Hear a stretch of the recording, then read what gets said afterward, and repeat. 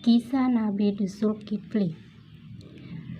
Nabi Dzulkifli, nama aslinya adalah Bashar bin Ayub alaihissalam. Beliau dari istri Nabi Ayub yang bernama Rahmah. Beliau hidup di sebuah negara yang dipimpin oleh seorang raja arif dan bijaksana. Sepeninggalan ayah angkat menjadi nabi dan rasul untuk kaum Rum. Disebut Rum karena nenek moyang mereka bernama Rum bin Aish bin Ihak bin Ibrahim alaihissalam. Pada suatu hari, sang raja mengumpulkan rakyatnya dan berkata, "Wahai rakyatku, siapakah di antara kalian yang sanggup berlaku sabar jika di siang hari melakukan puasa dan jika di malam hari mendirikan sholat?" Tak seorang pun yang menyatakan kesanggupannya. Akhirnya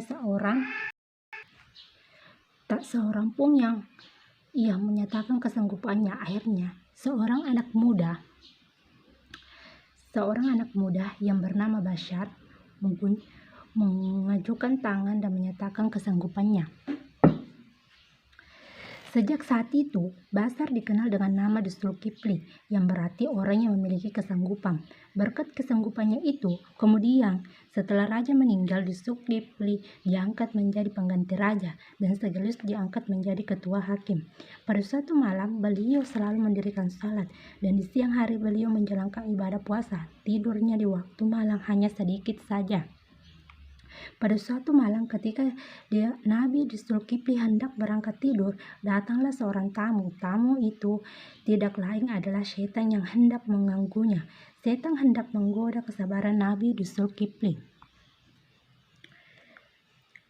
"Ada apa? Gerakan saudara malam-malam datang ke sini," kata Nabi. Hamba adalah seorang musafir. Barang-barang hamba dirampok orang di tengah jalan." Kata setan tersebut menyamar sebagai orang tua. "Datanglah besok pagi atau petang hari," kata Nabi. "Baiklah tuanku," katanya. Akhirnya orang tua itu kembali. Keesokan hari orang tua itu tidak datang, padahal Nabi Dzulkifli telah menunggunya di ruang sidang hingga petang hari. Namun orang tua itu belum juga datang, padahal sudah berjanji akan datang. Pada malam hari berikutnya ketika Nabi Dzulkifli hendak berangkat tidur, orang itu datang lagi. "Mengapa engkau tidak datang pada siang yang dibuka?" Tanya Nabi. "Orang yang merampok hamba sangat cerdik tuanku. Jika waktu sidang dibuka, barang-barang hamba dikembalikan, dan jika sidang hendak ditutup, barang hamba dirampas lagi," jawabannya. Pada suatu malam, Nabi Dzulkifli merasa sangat mengantuk sekali. Beliau telah berpesan kepada penjaga agar segera mengunci pintu pagar agar tak seorang pun dapat mengganggunya. Sesudah itu Nabi berangkat tidur. Pada saat hendak membaringkan tubuhnya, terdengar suara ketukan pintu dari luar. "Siapa yang datang?" tanya Nabi. "Tak seorang pun tuanku," jawaban prajurit penjara dari luar. Nabi Dzulkifli merasa sangat heran karena jelas-jelas baru saja terdengar ketukan pintu. Lalu ia keluar dan memeriksa ke sekeliling rumahnya. Ternyata beliau menemukan seseorang. Beliau sangat heran sebab semua pintu telah terkunci. "Dari mana orang itu datang dan masuk?" "Kau bukan manusia, kau pasti setan," kata Nabi. "Yah, aku memang setan yang datang hendak menggunjing kesabaranmu. Ya, memang benar, kau dapat memenuhi kesanggupanmu seperti kau ucapkan dahulu." Memang, Nabi Dzulkifli adalah orang yang sangat sabar. Beliau tidak pernah marah kepada semua tamunya. Beliau selalu menggunakan akal sehatnya. Pada suatu ketika terjadilah peperangan di negeri itu dengan para pemberontak yang durhaka kepada Allah. Raja Dzulkifli memerintahkan semua rakyat dan prajuritnya agar serentak mau ke medan perang, tetapi rakyatnya menolak karena mereka takut berperang dan mati. Namun Raja Dzulkifli tidak marah sekalipun titahnya ditolak rakyat.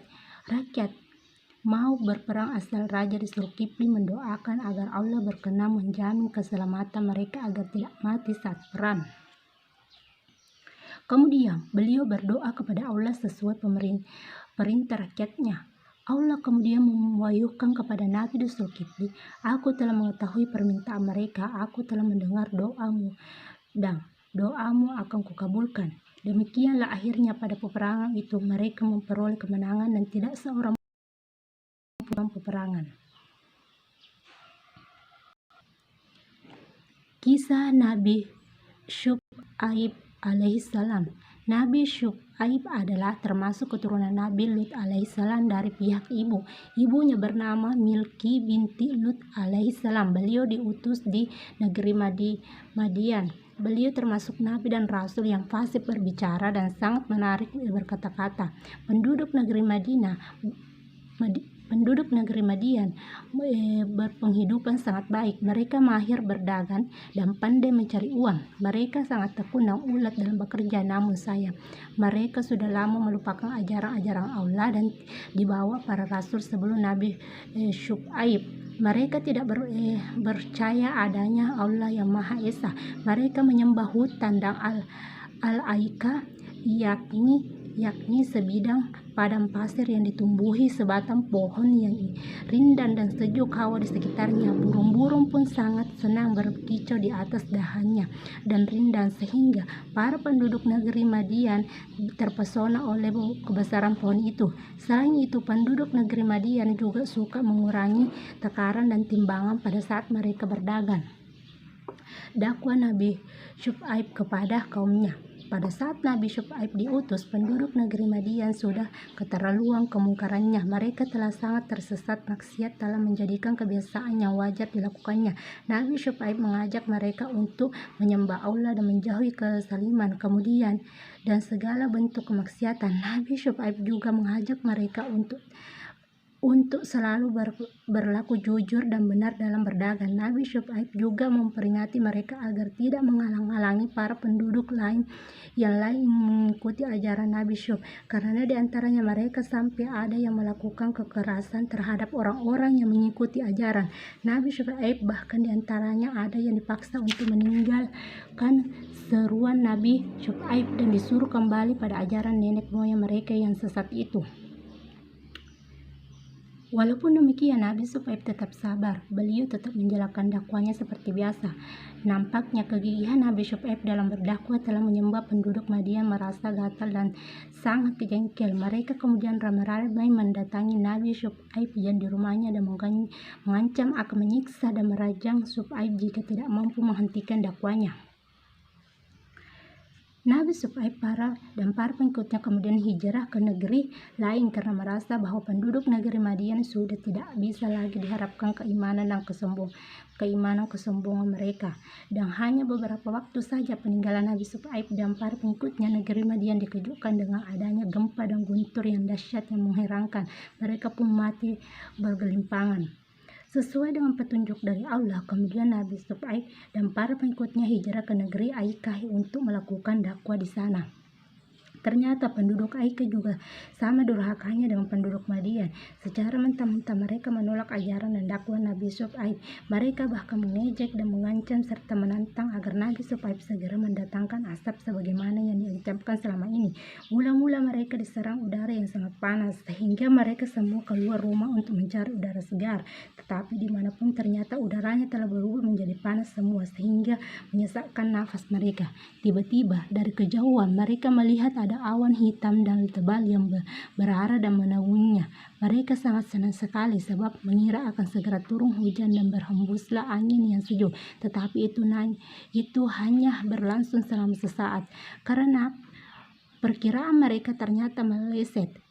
Bukan hujan dan angin sejuk yang datang, melainkan angin kencang yang disertai dengan guntur yang amat keras. Guntur yang datang pun menyambar susul menyusul tidak ada habisnya sehingga akhirnya mereka semua mati dalam azab Allah. Mereka semua binasa, tidak tersisa. Nabi Syu'aib dan para pengikutnya dirahmati oleh Allah Subhanahu wa Ta'ala. Mereka semua selamat dari azab tersebut.